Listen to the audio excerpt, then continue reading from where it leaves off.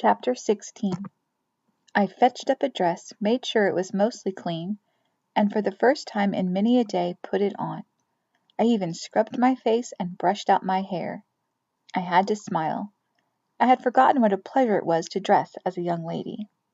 When Thad came down the hill to our tent, he looked at me and with surprise in his voice said, "You look real pretty." I truly believe I blushed. The dance was held at the El Dorado Hotel. I beg you to recall my Providence dance lessons and all the rules of conduct there. This San Francisco dance was altogether different. When Thad and I got there, the gambling tables had been pushed to one side. A fiddler and a banjo player were seated on the bar playing music, pausing only now and then to dive, like horses into their feeder bags, into buckets of drink. "What kind of music is that?" I asked Thad. "The polka. All the rage." It seemed wild, great wide steps with much whirling about, all at a rapid rate. Many people were cavorting, but since there were not many women or girls in San Francisco, most of the men were dancing with men. Nor were these men dressed in fashion as in Providence, but in their regular miner's garb. I would like to say that at least they were clean. Not so.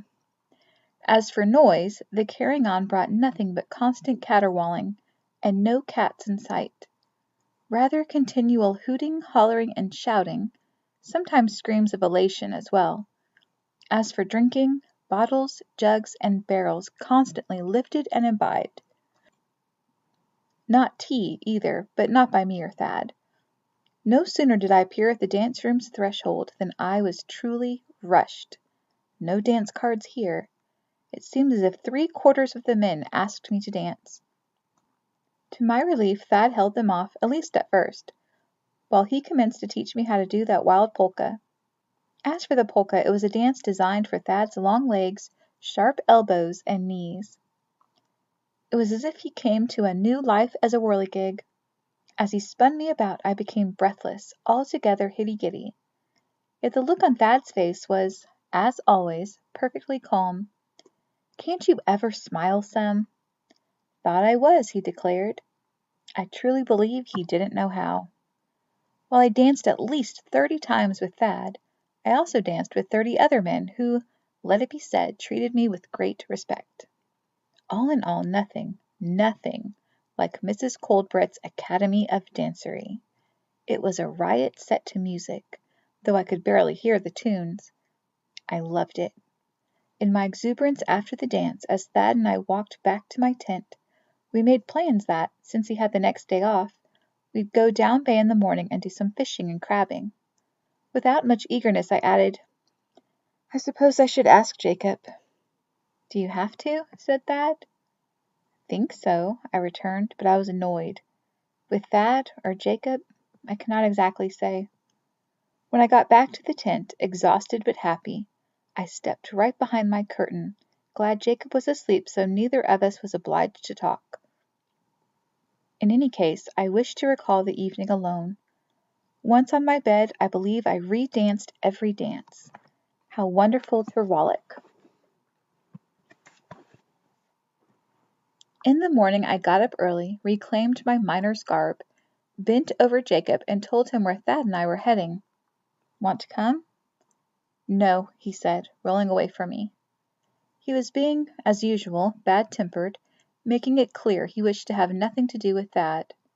I, still full of my elation from the night before, thought, why should I let Jacob diminish my joy?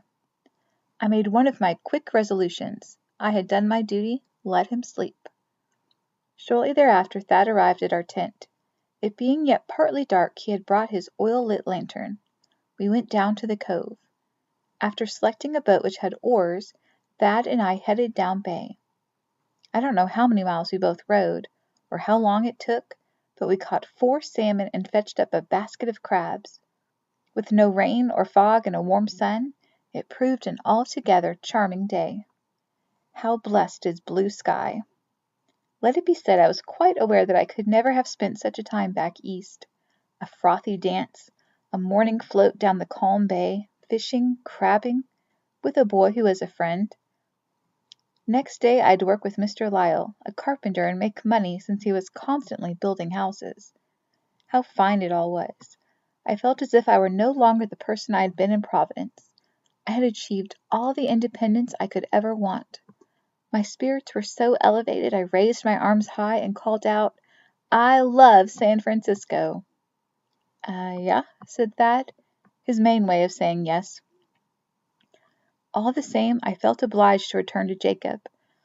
"We should get back," I said. But no sooner did we start than what did I do? Rowing hurriedly, I snagged an oar on a rock so that it snapped in two. Thad jumped into the water, and being a good swimmer, retrieved the lost half, then climbed back into our boat, dripping wet. I used my knife, the one Father had given me, and tried to whittle a new blade from the stump of the remaining broken oar. "Let me do that," said Thad. Frustrated, I gave the knife over, and though it was sharp, his efforts were no better than mine. So it was that we had to work our way to town with but one full oar, paddling the boat like a canoe. At times the tide and currents ran against us. Getting back to the cove seemed to take as long as sailing to California from back east.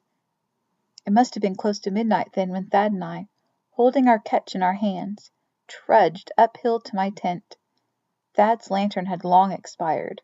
There was just enough moonlight to make our way. Thad set down the basket of crabs he had been carrying. I flipped the tent flap open and poked my head into the deeper darkness. "Jacob," I called, "sorry I'm so late. Our oar broke. We had to paddle home. But look, we caught some fish and crabs." "Jacob?" There being no response, I looked closer. Jacob was not in his bed.